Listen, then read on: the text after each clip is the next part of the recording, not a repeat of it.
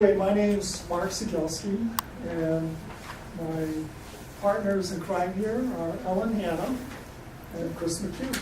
We're all from the Granby Food Co-op. Chris and I wear two hats. We're both co-leaders of the Bionutrient Food Association, BFA for short. We started out as members of the food co-op, and that seemed to be a pretty good thing. We got regular monthly deliveries and lots of organic produce from the likes of Albert's and other products from United Foods International. But then we started thinking about all the local farms. One of the great things about a food club or co-op is that there are some great benefits both to farmers and to the food club. For farmers, and we've got at least one here. How many of you are farmers besides Bill? Just Bill? Okay. We represent a ready market.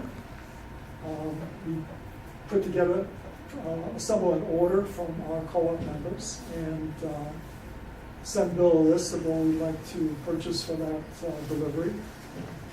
And he doesn't have to go to a market stand or do shares for, as you would in the CSA.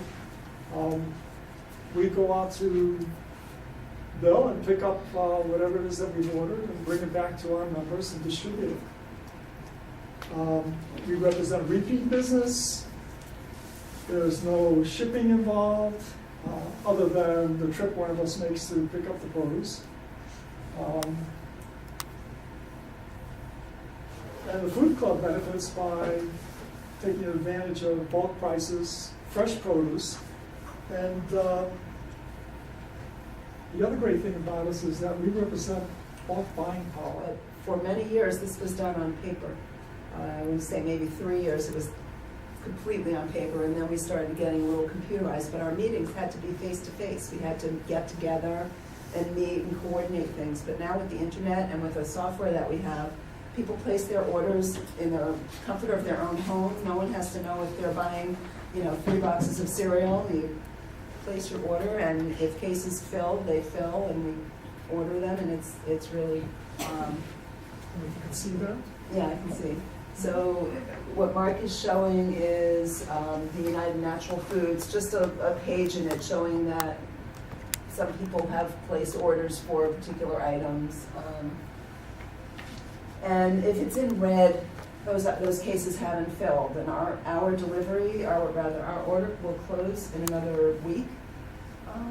And by that point, since it's before Christmas, I suspect we'll have probably a $7,000 order. At least that's what we did before Thanksgiving, so I'm kind of hoping it's that big again.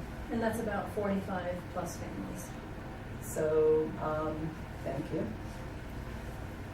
Unfortunately, for anyone who wants to start a buying club, United Natural Foods is not that flexible in allowing new buying clubs, but we buy from so many other vendors. I think the point that Mark wants to get to is, and Chris, is that just because you can't buy from United Natural Foods doesn't mean you can't have a buying club. All of these, the list that Mark has up there are all vendors that we buy from.